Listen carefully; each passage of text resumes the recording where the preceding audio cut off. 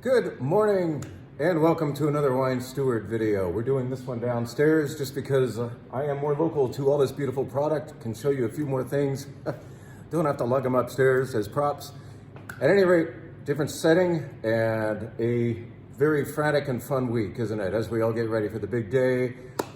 Christmas Day is just a few days away. We are closing at 3 p.m. on Christmas Eve, so you should know that and do your shopping beforehand. If I see you knocking at the door at 3:15 and I'm upstairs with a glass of champagne in my hand, celebratory glass, I will in fact forsake that glass to come down and get you in for maybe a final purchase. That's the businessman in me. But just know that we're pretty much gone after 3 p.m. on Christmas Eve and closed on Christmas Day, and I believe we will be closed, in fact, the day thereafter. So the Monday after Christmas, probably not here, so stock up, okay? But anticipate something wonderful happening next Tuesday, something wonderful for 24 of you. Yes, I want to tuck in one more event before we shut this place down for a few days after New Year's. That event should somehow represent what happened this year for the Wine Steward. A lot of good things happened, a lot of trying things occurred as well, but one of the positive things, in fact, you could say two of the positive things, were the establishment and nurturing of a relationship with two particular French gentlemen. One is named Gregoire, he's an importer of French wines. The other is named Paul, and he is also an importer of French wines. These guys, even though they are competitors, they actually will collaborate, and they will this Tuesday night. We've been doing a lot of work with them. We've had them upstairs before this year. During 2022, we've had each of them up here, and they did one collaboration event as well. And we are gonna have yet another collaboration event focusing on Burgundy.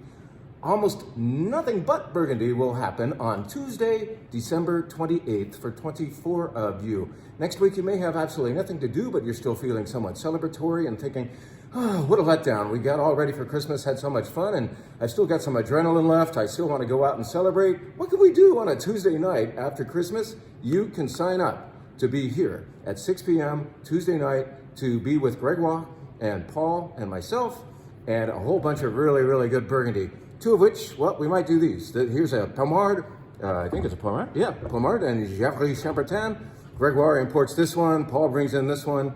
They're just up here as examples of what we might be trying that night. Beautiful white and red Burgundy are in store for 24 of you Tuesday night. I'm gonna put that up on the winesteward.com as soon as this video is over with, and you will be able to participate in as much as you sign up in time. Now, what else should we handle quickly? Well, of course, there's a new WineBar theme. We'll be running the WineBar theme all the way into Christmas Eve up until, like I said, 3 p.m. Last call is probably, what, 2:30? But there's the menu. I'm not going to tell you about the whole thing, but I will tell you that there's delicious wines, a white flight, a red flight. Here's one wine that's on the red flight. I'm putting it up here as a happy memory being relived in the form of a new vintage of a wine that I've been missing for, gosh, 3 years. We haven't carried this since before the pandemic, and yet I've been missing it. I love this wine. For me, it is archetypical Tuscan Sangiovese. It's a Chianti Classico Reserva single vineyard, Berardo vineyard from Castello di Bossi. This is the marvelous new vintage, 2018. I believe it's 100% Sangiovese. If it's not all Sangiovese, it's very close to 100%. Tuscany in my nose. This is a wine that, as you may be able to see, is not black or purple. It is red. That is Sangiovese, the blood of Jove. Matches my sweater.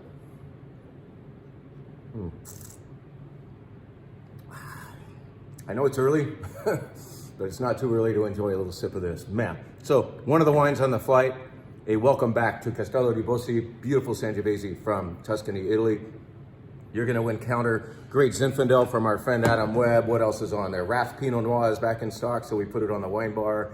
The whites are fun as hell. There's a white Lirac Blanc grown across the Rhone River from Châteauneuf-du-Pape, and so on. So lots of fun stuff. This is a very wine stewardy menu this week, and in that it takes you all over the place, deliciously.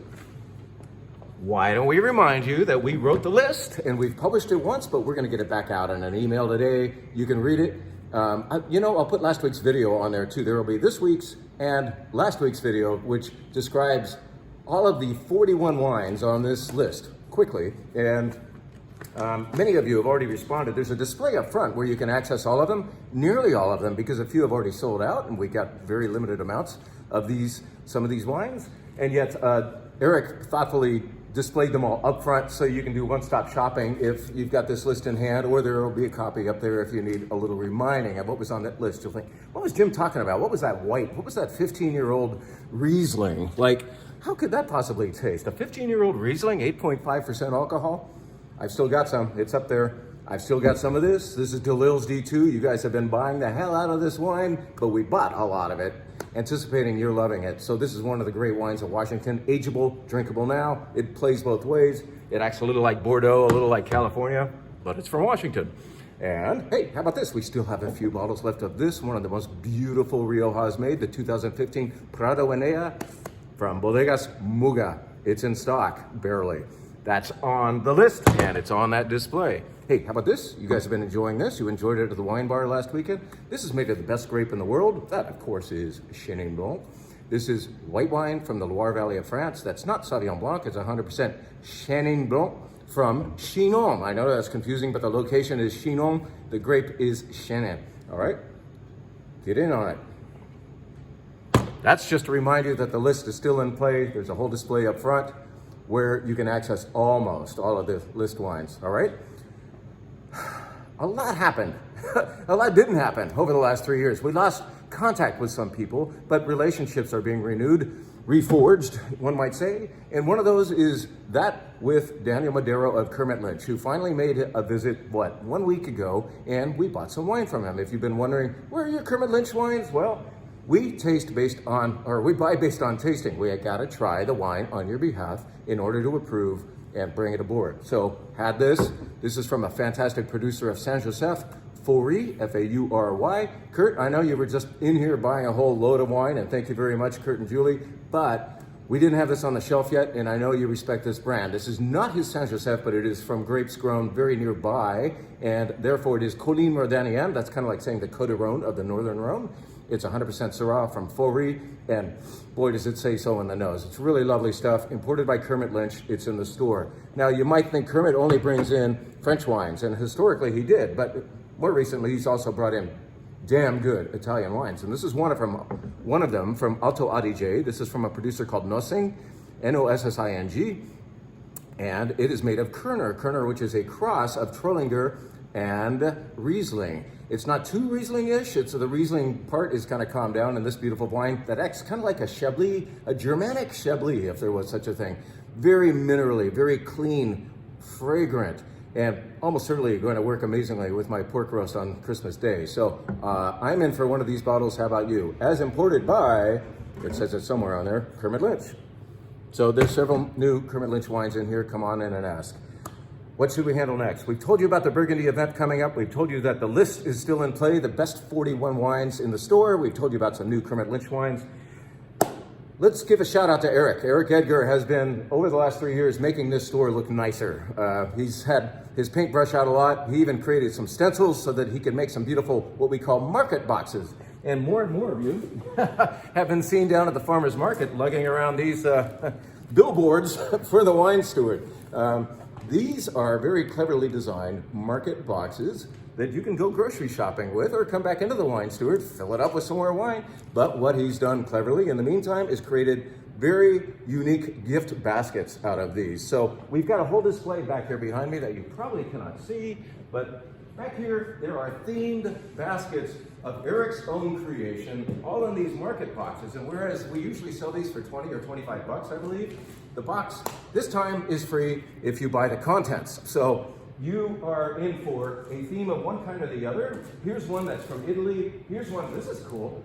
You know how much Eric loves Portugal? Well, he went off on this one. There's 3 Portuguese whites in here, along with tuna imported from Portugal, and some crackers. Boom, boom. Isn't this cool? So you get the carrier for free, and you get a really cool gift to hand to somebody who's really into, say, Chateauneuf de Pape. I think one of them, no, maybe that one sold out.